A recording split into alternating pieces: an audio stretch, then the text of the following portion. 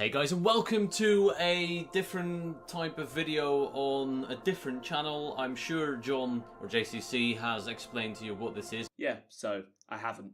We're here today with Tim Herkins, one of our strikers from our Road to Division 1 series. Click that right now in the top right. He's one of the very best pro club strikers to ever play the game. Link in the description below. Go and subscribe to him. He is honestly such a tank at pro clubs. Okay, I'll stop hyping him up now. So you guys have been asking for it for a while. You've seen my striker build. It's time to see Tim's. Slap a like on the video and let's get into it. This is basically my build because some of you guys wanted to know, and here it is. I'm going to talk you through everything that you need to know about the build I'm currently using. As you can tell, it's worked well for me so far in terms of stats. I'm very happy with how I've done at the start of this FIFA, and hopefully we can keep that up. But as you can see, 6'2" is the height, and I'll talk you through why and how it works and why I've picked certain things like 6'2", but very low body weight, 149 pounds. Why is that?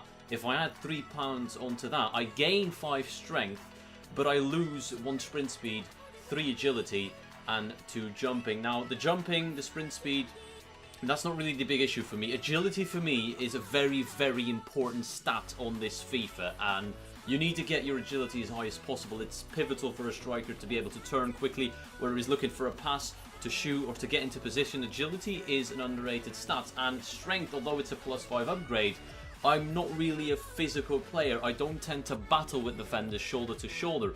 I do win headers because that has to do with the height and not the strength necessarily or the weight. And again, having the +5 strength would decrease my jumping, so technically I'd be less superior in the air if I go a little bit stronger. It sounds weird, but that's how it works for me in game. That's how I've noticed it.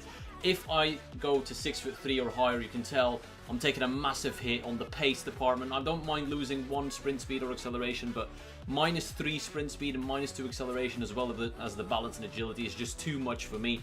I don't want to do that, so I'm sticking to 6'2". If I go down to 6 foot, I gain 2 balance and 1 agility, and you could think, well, that's worth it. But losing the strength coupled with being slightly smaller, that will affect my superiority in the air, and I feel like the -2 strength and the 2 inches I lose is going to lose me a lot more headers. So again, I'm willing to sacrifice 1 agility point and 2 balance points just to be that bit taller and that little bit more strength. If I went to go down to 6 foot and 152 pounds, again, good strength, pace and agility, but I'm just a bit smaller, and I prefer being 6'2", having again less strength than the 6 foot build with 152 pounds. But still, it's not a sacrifice I'm willing to make. It could work. I've not experimented with it often. I've played a few games, and I just feel like at 6'2", I'm way more dominant in the air. But again, the agility, the pace, it's all still there, and I feel like this is the perfect balance for me to play both low-man clubs and 11-man clubs to make sure you can hold your own against full defenses. Now, another thing I'm going to take a look at is the skill point allocation on my builds. I've actually got 2 builds. One is for low man when I'm not playing too seriously, and one is when I do try and play seriously and to the best of my ability, for VFL, for example. Let's take a look at the first one, playstyle 2.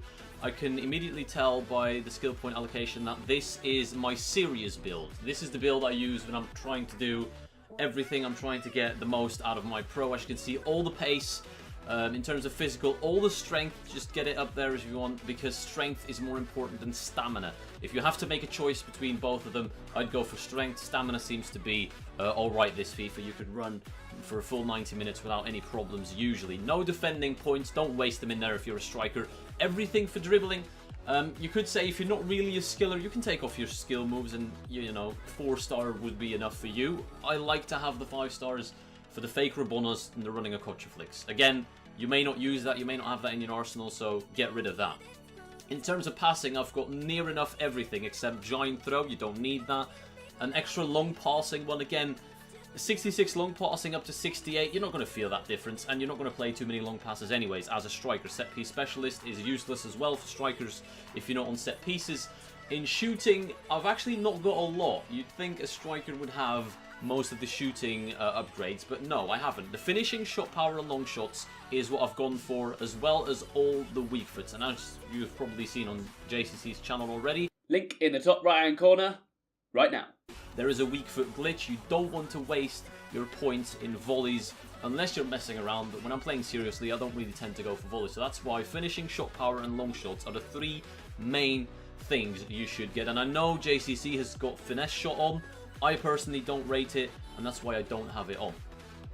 And in case you're wondering why I don't have heading upgrades as well, it's because I feel like I win most of my headers, and accuracy is around the 85 for me, I think. Let's take a look. Yeah, 85 accuracy is solid enough for me. I don't think you need upgrades on heading, because heading is overpowered this FIFA, and goalkeepers struggle with that a lot more than shots on the floor. So you don't need the upgrades in my opinion, but this is the build I'm going for when I'm trying to have fun in low man, in divisions, you know, messing around with friends. Again, very similar, one less stamina this time. The strength upgrades, as always, are there. The dribbling, everything stays the same there. In terms of the passing, I've taken away quite a few long passing traits because I just don't need them. It's not the style of play you play in divisions, long passing. It's not 11 man, so I sacrificed those. And in exchange, I've actually gone for all the free kick upgrades because I like to bang free kicks when I'm not playing too serious and when I'm messing around with friends. As you can tell, 87 accuracy. From 75 to 87, that's a massive jump, so you want to have that on if you like to take free kicks.